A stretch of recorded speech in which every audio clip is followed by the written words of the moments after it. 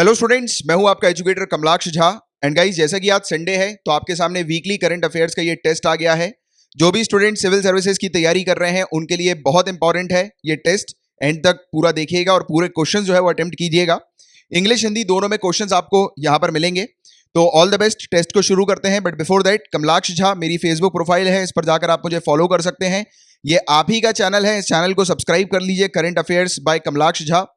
ये आपका चैनल मैं इसलिए बोल रहा हूं क्योंकि इस चैनल के अंदर जो भी डिमांड आप करते हैं, जो भी चीज आपको चाहिए होती है, उसके अकॉर्डिंग यहां पर आप लोग को रिसोर्सेज प्रोवाइड किए जाते हैं। और अपना ये टेलीग्राम का एक चैनल और है, झा_सर करके, इसको अगर आप ज्वाइन करेंगे तो मेरी हर एक नोटिफिकेशन अपडेट जो है वो आपको टाइम पर मिल जाएगी। एंड सब्सक्राइब करने के बाद बेल आइकन पे जरूर हिट कर दीजिएगा। पहला क्वेश्चन आपके सामने आ गया है। देखिए, छोटा सा इंस्ट्रक्शन मैं आपको देता हूं किस प्रकार से आपको इस टेस्ट सीरीज को फॉलो करना है। तो आप अपने पास ब्लैंक पेपर लेकर बैठ जाइए, पेपर और पेन लेकर, और जैसे जैसे आंसर्स आप करेक्ट करते चलते हैं वैसे वैसे आप अपना स्कोर लिखते चलिएगा, ठीक है? नहीं तो फिर बाद में कैलकुलेट करने में दिक्कत आती है। और वीडियो को पॉज कर सकते हैं आप क्वेश्चन अटेम्प्ट करने के लिए। तो इनमें से करेक्ट स्टेटमेंट बताना है। चारों स्टेटमेंट में से ट्रिपल तलाक काफी इंपॉर्टेंट टॉपिक रहा है पिछले साल, और इस साल भी इससे रिलेटेड क्वेश्चन आ सकते हैं। ट्रिपल तलाक, तलाक ए बिद्दत इसको क्या कहते हैं? ट्रिपल तलाक एक प्रकार का डिवोर्स का मोड है। और अगर ये कोई व्यक्ति करता है, यानी कि एक मेल पर्सन अगर अपनी वाइफ को, यानी कि हस्बैंड जो है, मुस्लिम हस्बैंड अपनी वाइफ को 3 बार डिवोर्स कहकर डिवोर्स दे देते हैं, इस प्रकार की जो प्रैक्टिस करते हैं तलाक बिद्दत की, तो उनको 3 साल तक की सजा और जुर्माना यानी कि फाइन इंपोज किया जाता है, या फिर दोनों। इसके अलावा क्या ये ऑफेंस बेलेबल है? और क्या इस ऑफेंस के अंदर जो मैरिड वुमेन है, जो विवाहित महिला है, उसको अपने माइनर चिल्ड्रन यानी कि नाबालिग बच्चे की कस्टडी मिलती है? पार्लियामेंट ने 1 अगस्त को मुस्लिम वुमेन्स राइट डे डिक्लेयर किया है अभी रिसेंटली। बताइए क्या होगा इसका करेक्ट आंसर? तो देखिए, इसका जो करेक्ट आंसर होगा 1, 2 एंड 4 होगा। थर्ड वाला इनकरेक्ट होगा क्योंकि ये एक बेलेबल ऑफेंस नहीं है, ये एक नॉन बेलेबल ऑफेंस है। और इसके अलावा ये चीज याद रखिएगा, 1 अगस्त को मुस्लिम वुमेन्स राइट डे जो है वो पूरी कंट्री में ऑब्जर्व किया जाता है। तो ये इससे रिलेटेड एक क्वेश्चन था। नेक्स्ट क्वेश्चन, मुकुंदम शर्मा समिति, ये कमिटी जो है गाइज, ये किससे रिलेटेड है पूछा जा रहा है? आत्मनिर्भर भारत से रिलेटेड है क्या? वैक्सीन की मॉनिटरिंग निगरानी से रिलेटेड है क्या? खेल पुरस्कार स्पोर्ट्स अवार्ड से रिलेटेड है क्या? या फिर यमुना के अंदर जो अमोनिया का कंटेंट हम लोग को एट प्रेजेंट देखने को मिल रहा है, तो उसके ट्रीटमेंट से रिलेटेड क्या इस कमेटी को बनाया गया है? जल्दी बताओ क्या होगा इसका correct answer. The correct answer is, ये कमेटी स्पोर्ट अवार्ड से रिलेटेड है, खेल पुरस्कार से ये रिलेटेड है। गाइस, इसमें मैंने और भी कुछ फैक्चुअल क्वेश्चन जानबूझ के इसलिए ऐड किए हैं, जैसे कि कॉम्प्रिहेंसिव हर प्रकार के, यानी कि करंट अफेयर्स हैं आपके, कवर हो जाए हर तरीके के, राइट? यानी कि फैक्चुअल भी हो या जो भी हो, जिस प्रकार की कुछ भी यहां पर छूटना नहीं चाहिए। और mains perspective point of view से और prelims specific point of view से आप डेली करंट अफेयर्स को फॉलो कर ही रहे हो, तो इसमें थोड़ा सा और एड ऑन मैंने करने की कोशिश करी है। अगर ये इनिशिएटिव अच्छा लगा है तो बताइएगा, क्योंकि देखो, एक हफ्ते तक आप जो चीज पढ़ते हो उसका आप रिवीजन ऑलरेडी कर लेते हो, राइट? इसमें भी उससे रिलेटेड कुछ टॉपिक्स होंगे जो जिसके क्वेश्चंस आपको देखने को मिलेंगे, बट एक्स्ट्रा भी चीज मैंने ऐड की हुई है। तो एक्स्ट्रा अगर मैं ऐड करूं इसी प्रकार से रेगुलरली हर संडे को, तो मुझे जरूर बताइएगा। तो ये जो कमेटी है गाइस, ये कमेटी क्या करेगी?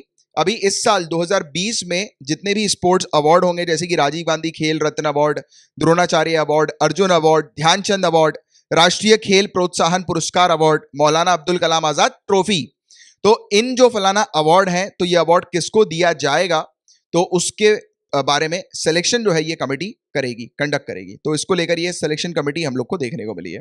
अच्छा, ये पूरा आप टेस्ट दे दो, उसके बाद ये जितने भी अवार्ड्स हैं, ये अभी का होमवर्क दे रहा हूं मैं आप लोगों को, करिएगा जरूर।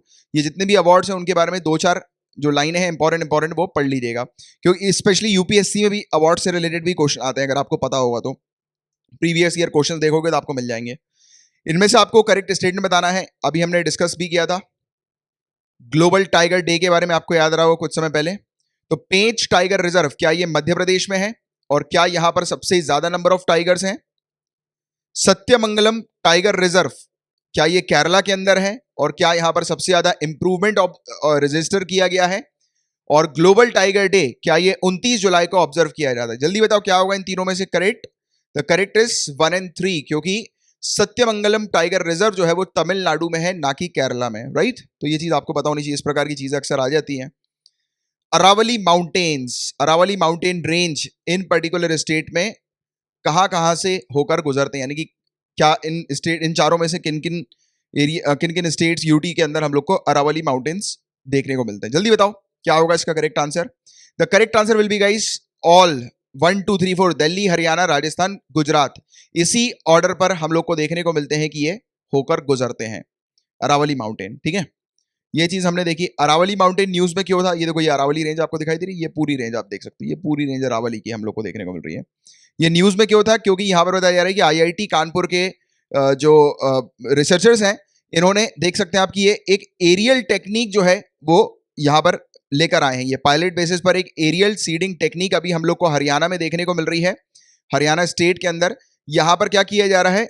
ये सीडिंग टेक्निक है, यानी कि इसमें कुछ जो बीज होते हैं ना, बीज, उसको क्रश करके जो है वो डाला गया है। और ये जो ड्रोन आपको दिखाई दे रहा है, ये ऊपर जो एरिया है अरावली रेंज का, माउंटेन रेंज का, उसके ऊपर से जाकर बीज जो है वो वहां पर बिछा देगा, जिससे कि जब वर्षा होगी तो वो बीज जो है वो ऑटोमेटिकली ग्राउंड के अंदर जाकर फिर जो है वो क्रॉप्स वगैरह, पेड़ वगैरह जो है वो उग जाएंगे, प्लांट्स वगैरह जो है वो उग जाएंगे।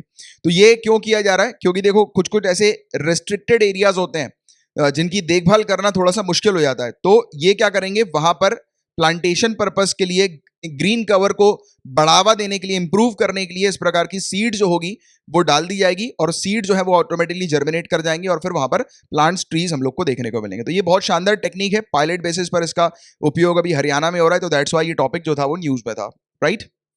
Next, Mars perseverance rover. ये रोवर किसका है? जल्दी बताओ, किस कंट्री का ये रोवर है? India, America, China, UAE? तो हाँ, बिल्कुल सही पकड़ा आपने, ये नासा का है, अमेरिका का ये रोवर हम लोग को देखने को मिल रहा है, मार्स परसिवरेंस रोवर। ये अभी रिसेंटली जो है वो लॉन्च किया गया है, तो इसलिए टॉपिक न्यूज में आया था। रोवर जो है गाइस, ये कार की तरह आप देख सकते हो, ये इस प्रकार का रोवर हम लोग को कार की तरह देखने को मिल रहा है। ये इसका जो 2200 पाउंड का व्हील्ड रोबोट ये हम लोग को देखने को मिल रहा है। इसमें चक्के लगे हुए, इसलिए तो रोवर बोलते हैं हम लोग इसको। और ये बेसिकली नासा ने 2012 में मार्स के ऊपर एक और रोवर जो है वो उसको सक्सेसफुल लैंड कराया था, जिसका नाम था क्यूरोसिटी। उसी का ही बिल्कुल ये कॉपी टाइप का उसका डिजाइन हम लोग को देखने को मिलता है। और बताया जा रहा है कि इसकी डेस्टिनेशन जो है वो है जजीरो क्रेटर पर। मार्स में एक जजीरो क्रेटर है। अब देखो, कभी कभी क्वेश्चन ये भी बन सकता है कि जजीरो क्रेटर कहां पर है, तो याद रखिएगा मार्स में ये हम लोग को देखने को मिलता है, जजीरो क्रेटर। तो ये यहां पर जाकर जो है वो वेरियस खोज करेगा, क्योंकि कहा जाता है कि एक टाइम पर जजीरो क्रेटर जो है वो एक समय पर झील हुआ करती थी, लेक हुआ करती थी, राइट। और ये मार्स के नदन हेमिस्फीयर पर हम लोग को देखने को मिलती है। तो वो मार्स जो है उसके सरफेस की रिसर्च करने के लिए और ये पता लगाने के लिए कि वहां पर जो जीवन था वो एंड कैसे हुआ एक्चुअल में, जिससे कि हम लोग धरती जो है, हमारे साइंटिस्ट, रिसर्चर्स जो है वो आने वाले फ्यूचर को जो है वो देख सके, और दूसरी बात, पास्ट को भी जो है वो जज कर सके। क्योंकि आप आज भी जानते हो कि आज भी काफी सारी रहस्यमयी खोज जो है वो अभी भी जो है वो सॉल्व नहीं हुई है, राइट। तो उस पर सॉल्व जो है वो किया जा रहा है इस प्रकार की रिसर्च वगैरह करके दूसरे प्लैनेट के अंदर। तो ये चीज हम लोग को यहाँ पर देखने को मिली। स्पेशली आपको 2-3 चीजें याद रखनी है। रोवर का नाम, कहाँ पर ये रोवर गया है, किसका ये रोवर है। क्यूरोसिटी रोवर भी आपको पता होना चाहिए, नासा का है। और ये जजीरो, ये चीज आपसे जो है वो पूछी जा सकती है, कभी कभी डायरेक्टली स्टेट सिविल सर्विस में आ जाती है, कभी कभी यूपीएससी भी पूछ लेता है स्टेटमेंट वाइज, राइट। नेक्स्ट जो क्वेश्चन है आपके सामने, नाइट्रोजन ऑक्साइड का है। नाइट्रोजन ऑक्साइड क्या हवा की क्वालिटी को रिड्यूस करता है? नाइट्रोजन ऑक्साइड क्या ओजोन लेयर को डिप्लीट करता है, यानी कि इससे ओजोन लेयर खराब होती है, फटती है क्या? और ये अमोनिया और पार्टिकुलेट मैटर जो हम लोग को देखने को मिलते हैं उनके साथ मिक्स होकर ये ओजोन लेयर को खराब कर देता है। नाइट्रोजन ऑक्साइड जो है, क्या ये कन्वर्ट हो जाती है नाइट्रिक एसिड में, और ये क्या ये एसिड रेन का कारण बनती है? और एसिड रेन जो होती है क्या बहुत ज्यादा हार्मफुल होती है? और क्या ये ग्राउंड के नीचे जाकर हमारी जो ग्राउंड वाटर है उसको क्या कंटामिनेट करती है, दूषित करती है? बताओ, नाइट्रोजन ऑक्साइड से रिलेटेड ये क्वेश्चन है। ऐसे क्वेश्चन अक्सर जो है वो आ जाते हैं सिविल सर्विसेज में।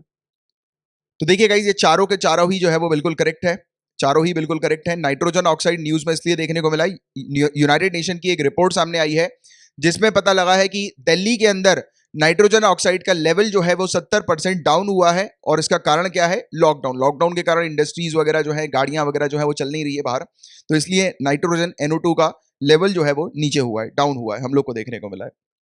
नेक्स्ट जो आपके सामने क्वेश्चन है गाइस, मालाबार एक्सरसाइज से रिलेटेड है, वेरी इंपॉर्टेंट टॉपिक। लगातार कई महीनों से मालाबार एक्सरसाइज न्यूज में है। तो क्या ये एक नेवल एक्सरसाइज है?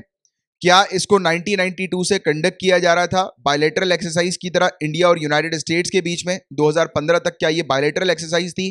फिर क्या 2015 में ऑस्ट्रेलिया ने इसको ज्वाइन कर लिया? क्या होगा बताइए इसका करेक्ट आंसर। जल्दी बताइए। अच्छा, एक ये वाली गलती हो गई मुझसे, 1 1 दोनों जगह है, तो ये गलती हो गई है। अच्छा, क्या ये भी शायद सही हो सकता है? बताओ क्या होगा इसका करेक्ट। इन तीनों ऑप्शन में से देख के बता लो कि क्या होगा इसका correct. The correct answer will be 1 और 2।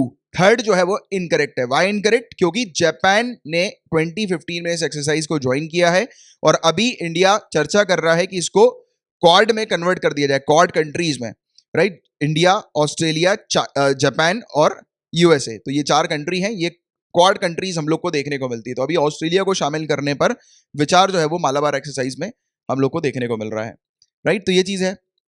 अब नेक्स्ट जो है वो डेयर टू ड्रीम चैलेंज है। ये टॉपिक को हमने पढ़ा हुआ है। तो क्या इसको इसरो ने लॉन्च किया है? क्या ये एक प्रकार का ओपन चैलेंज है जो कि इनोवेटर्स और स्टार्टअप्स को प्रमोट करता है हमारी कंट्री के अंदर? और क्या ये जो कॉन्टेस्ट है, ये जो डेथ एनिवर्सरी है हमारे ऑनरेबल फॉर्मर प्रेसिडेंट और मतलब काफी famous scientist doctor APJ Abdul Kalam, तो इनकी क्या डेथ एनिवर्सरी, पुण्यतिथि पर इसको लॉन्च किया गया था क्या? जल्दी बताओ क्या होगा इसका करेक्ट आंसर। ये तो पढ़ा हुआ है हम लोगों ने, कुछ दिनों पहले ही पढ़ा था इसको। जल्दी बताओ क्या होगा इसका correct answer. The correct answer will be 2 और 3, क्योंकि इसको DRDO के द्वारा लॉन्च किया गया है, ना कि इसरो के द्वारा, राइट। नेक्स्ट जो आपके सामने क्वेश्चन है गाइस, तो इसमें पूछा जा रहा है कि जो नेशनल टारगेट है एड्स और टीबी को एलिमिनेट करने का, खत्म करने का, क्या वो 2030 का है? और क्या मलेरिया को एलिमिनेट करने का नेशनल टारगेट क्या 2027 का है? इन दोनों से बताओ क्या होगा इसका करेक्ट आंसर।